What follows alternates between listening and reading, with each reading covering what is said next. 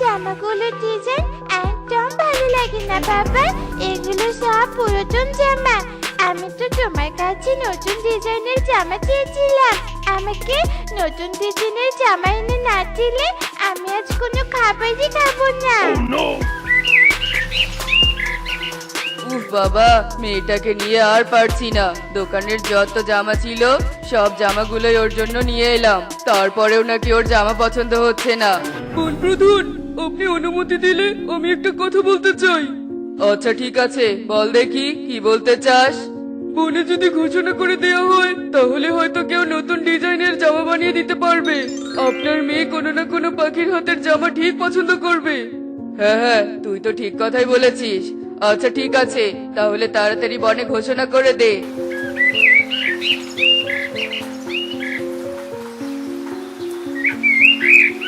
একটি বিশেষ ঘোষণা, একটি বিশেষ ঘোষণা।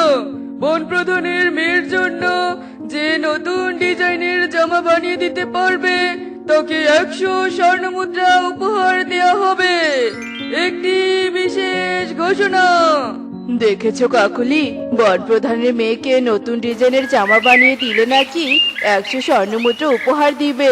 তাহলে তো এই সুযোগটা মিস করা যাবে না। যেভাবেই হোক আমরা নতুন ডিজাইনের জামা বানিয়ে দিব। হ্যাঁ কালু, তুমি একদম ঠিক বলেছো। তাহলে আজই শহরে গিয়ে সুন্দর সুন্দর কিছু কাপড় কিনে নিয়ে এসো। আর শোনো, তুমি যে শহরে কাপড় আনতে যাচ্ছ এই কথা যেন কাউকে বলো না।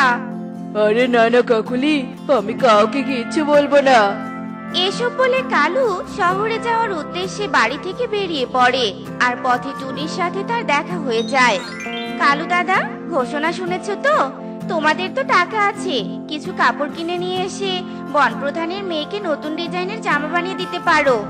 আমার কাছে টাকা থাকলে আমি সুন্দর একটা জামা বানিয়ে দিতাম। আরে ঘোষণাতে সব মিথ্যে বলেছে, কোনো স্বর্ণমুদ্রাই দিবে না।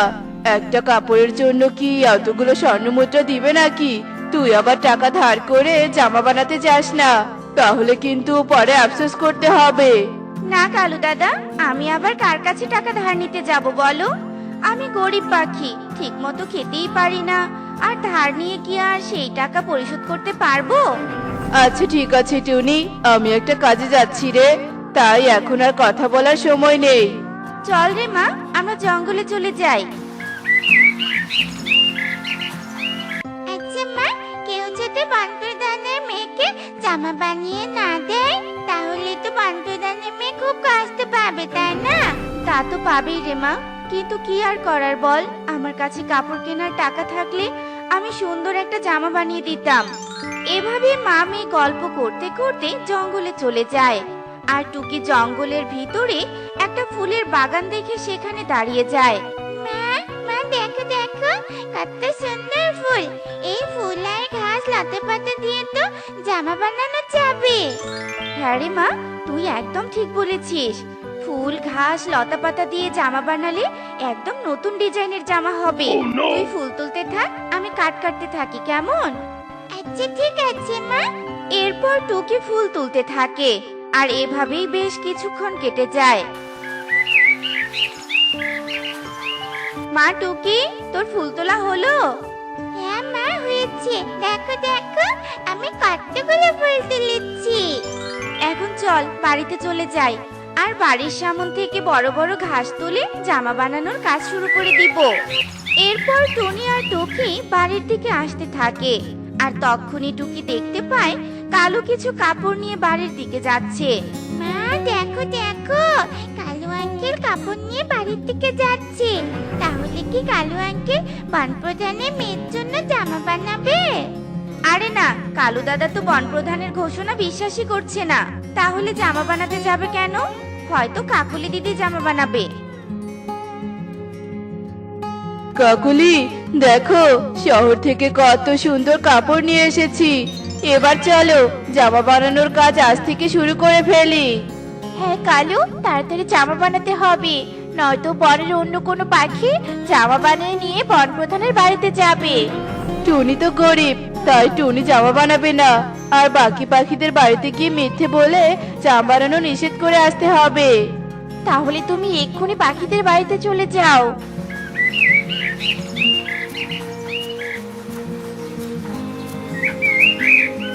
এ কি টুনি, তুই আবার ফুল ঘাস দিয়ে কার জন্য জামা বানাচ্ছিস? কেন, বন প্রধানের মেয়ের জন্য বানাচ্ছি। কেউ যদি জামা বানিয়ে না দেয় তাহলে তো বন প্রধানের মেয়ে খুব কষ্ট পাবে। তাই আমি যেভাবেই পারি সেভাবেই জামা বানাচ্ছি। হা হা হা হা হা। তুই কি পাগল হয়ে গেছিস? বন প্রধানের মেয়ে কি তোর ঘাসের জামা দেখে খুশি হবে? বরং বন প্রধান অপমান করে তোকে বন থেকে বের করে দিবে। হা হা হা হা হা। বের করে দিলে আর কি করব বলো? আমার সামর্থ্য মতো আমি চেষ্টা করছি। এতে যদি বন প্রধান আমাকে অপমান করে তাহলে তো বন থেকে যেতেই হবে। কিন্তু আমার বিশ্বাস বন প্রধান এই কাজ কখনো করবেন না।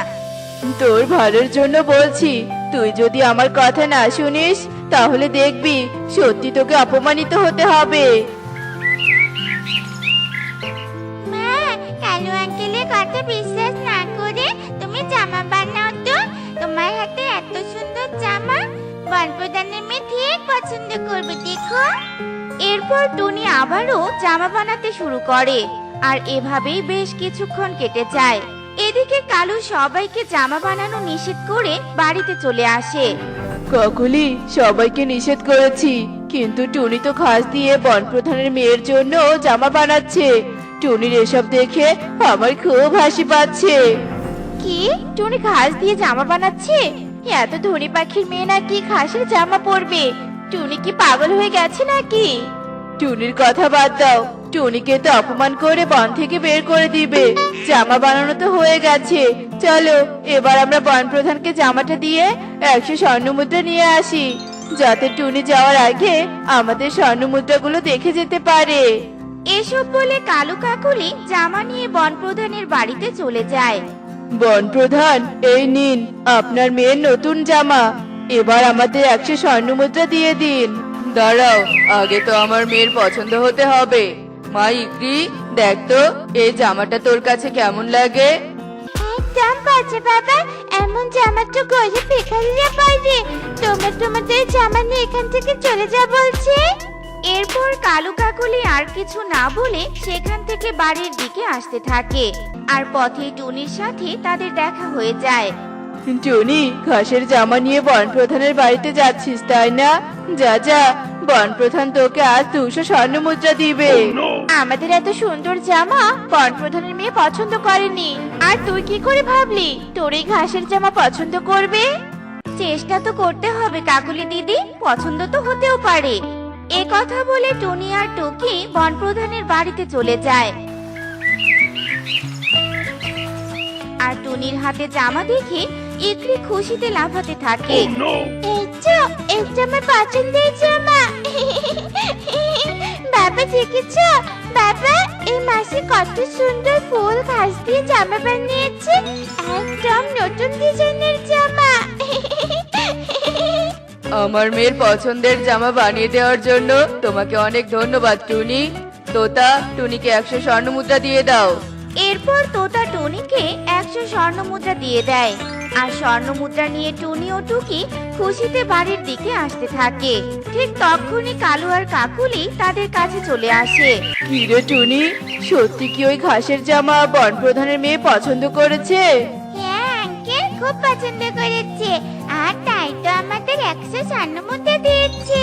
কালু, আমরা যদি ফুল আর ঘাস দিয়ে জামা বানাতাম তাহলে আজ আমরা 100 স্বর্ণমুদ্রা পেতাম। মিথ্যে বললে এমনই হয়। কালু দাদা আমাকে মিথ্যে বলেছিল তোমরা নাকি জামা বানাবে না। মানে তুই যদি জামা বানিয়ে নিয়ে যাস তাই মিথ্যে বলেছিলাম টুনি। আমাকে ক্ষমা করে দে, আর কখনো মিথ্যে বলবো না। কে রে, টুকি মা এলি নাকি? হ্যাঁ মা, আমি। কিন্তু তুমি তো চোখে দেখতে পাও না, তাহলে কি করে বুঝলে যে আমি এলাম? ভাগলে মেয়ে আমার, মায়ের মন কখনোই মেয়েকে চিনতে ভুল করে না রে মা। আর তোর পায়ের শব্দ শুনেই আমি তোকে চিনতে পারি। বাইরে বুঝি অনেক কুয়াশা পড়েছে, তাই না রে মা? হ্যাঁ মা, আমরা তো বরফের দেশে এসে বাস করছি, আর বরফের দেশে একটু বেশি ঠান্ডা লাগবে, এটাই তো স্বাভাবিক, তাই না? তবে তুমি কোনো চিন্তা করো না মা। এ দেখো, আমি বরফের দেশের বাইরে থেকে শুকনো কাঠ করিয়ে নিয়ে এসেছি। আজকে রাতটা এটুকু কাঠ জ্বালিয়ে কাটাতে পারবো মা। আমার জন্য তোকে অনেক কষ্ট করতে হচ্ছে তাই না রে মা? কি আর করবি বল, সেই অ্যাক্সিডেন্টের পরে আমি আমার দৃষ্টিশক্তি হারিয়ে ফেললাম। এরপর আমাদের ঘর বাড়ি সয় সম্পদ সবকিছু বিক্রি করে দিয়ে তুই আমার চিকিৎসা করালি। তারপরেও আমি সুস্থ হয়ে উঠলাম না। না জানি আর কতদিন এই বরফের দেশে থাকতে হবে। কষ্টের পরে যে সুখ আসে, এটা তো তুমি বলেছিলে মা। তাই তুমি কোনো চিন্তা করো না, একদিন সব ঠিক হয়ে যাবে দেখো। এরপর টুকি তার কাঠগুলো জ্বলন্ত আগুনে দেয় আর মা মেয়ে মিলে আগুন পোহাতে থাকে। এমন সময় টুকিদের দরজায় এসে কে যেন ডাকতে থাকে। এই সময় আবার কে এলো দেখি তো। এই কথা বলে টুকি যেই না দরজা খোলে ঠিক তখনই শিয়ালকে দেখতে পায়। আর শিয়ালকে দেখে টুকি অনেক ভয় পেয়ে যায়। ভয় পেও না, আমাকে একটু তোমাদের ঘরে যেতে দাও।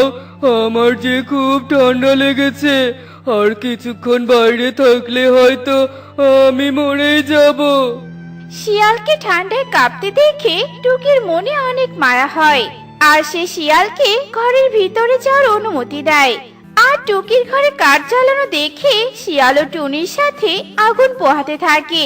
আর এভাবে দেখতে দেখতে বেশ কিছুক্ষণ সময় কেটে যায়। একে সন্ধে হয়ে এলো যে, আর শুনেছি আজ সারা রাত নাকি অনেক বেশি বরফ পড়বে। আর এরকম অবস্থায় বাইরে বের হওয়া মোটেও ঠিক হবে না। কিন্তু শিয়াল আঙ্কেল, এই অবস্থায় তুমি তোমার বাড়িতে কিভাবে যাবে?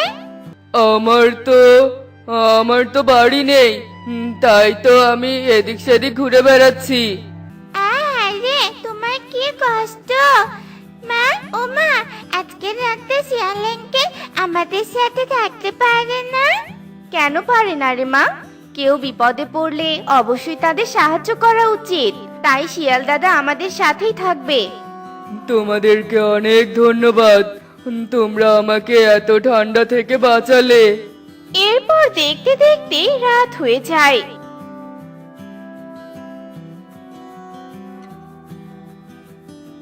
আর সবাই যে যার মতো ঘুমিয়ে যায়। আর এভাবে দেখতে দেখতে সকাল হয়ে আসে।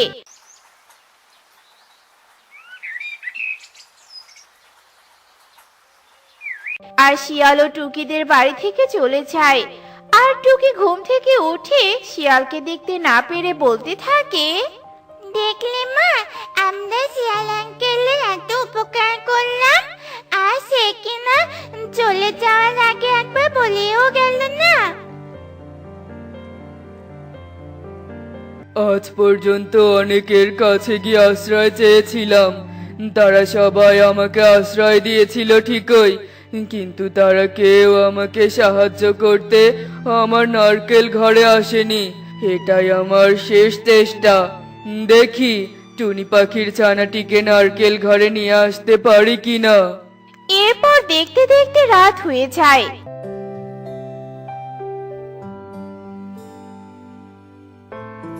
এদিকে শিয়াল একটা কাগজে চিঠি লিখে টুনির বাড়িতে চলে যায় আর জানালা দিয়ে চিঠিটা টুনির ঘরে ফেলে দেয়। তারপর তাড়াতাড়ি করে শিয়াল সেখান থেকে পালিয়ে যায়। আর এভাবে দেখতে দেখতে রাত কেটে সকাল হয়ে যায়।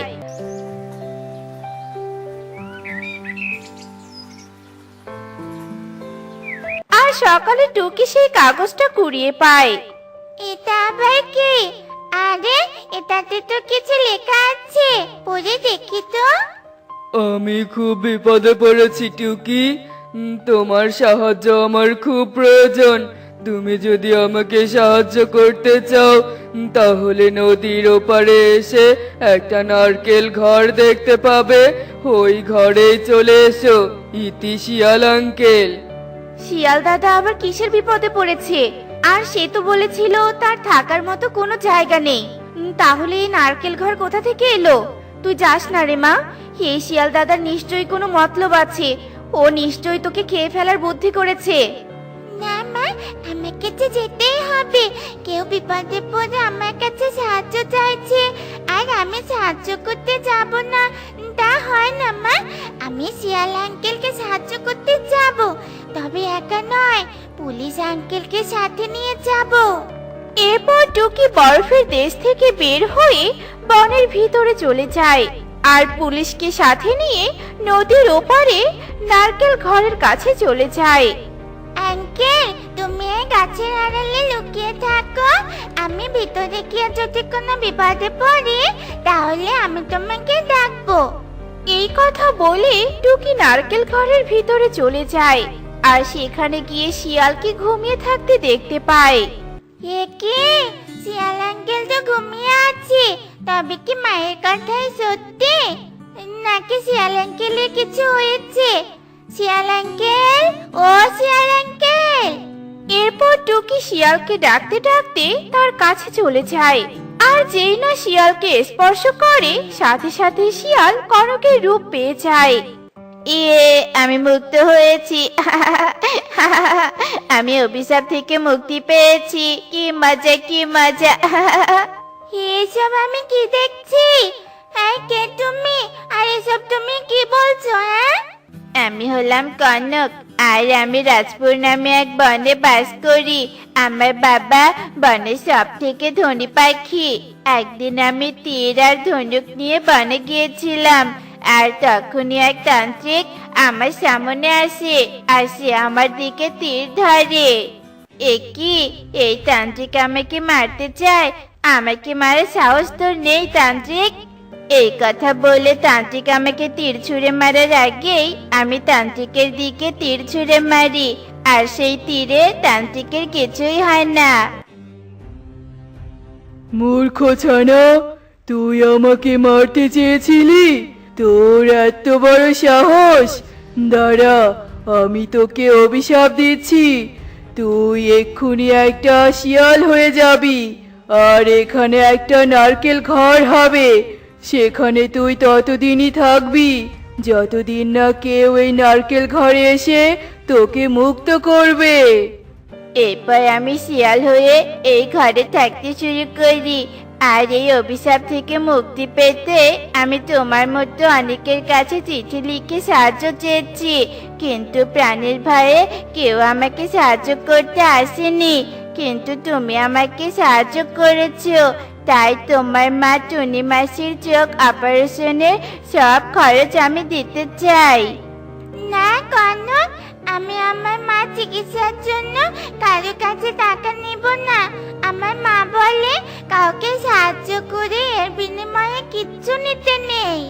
তুমি তো বলো আমাদেরকে একে অপরের সাহায্য করা উচিত, আর আমিও তোমাকে সাহায্য করতে চাই। তোমার মা সুস্থ হলে তোমাকে আর এত কষ্ট করতে হবে না। তুমি না করো না টুকি, আজই তুমি টুনি মাসিকে হাসপাতালে নিয়ে যাবে। এরপর টুকি টুনিকে হাসপাতালে নিয়ে যায় আর হাসপাতালে গিয়ে তার মায়ের অপারেশন করায় আর কনক চিকিৎসার সব খরচ দিয়ে দেয় আর টুনিও তার দৃষ্টিশক্তি ফিরে পায় আর বরফের দেশ ছেড়ে টুনি ও টুকি মিলে বনে ফিরে অনেক সুন্দর একটা বাড়ি বানায় আর অনেক সুখে দিন কাটাতে থাকে। দেখলে তো বন্ধুরা, আমরা যদি কাউকে সাহায্য করি তাহলে সেও আমাদেরকে সাহায্য করবে। এভাবে আমাদেরকে একে অপরকে সাহায্য করে একে অপরের পাশে থাকতে হবে। এমনই সব মজার মজার শিক্ষণীয় গল্প দেখতে আমাদের পাশে থেকো। আর গল্পগুলো কেমন হচ্ছে তা কমেন্টে জানাতে ভুলো না কিন্তু। Bye bye.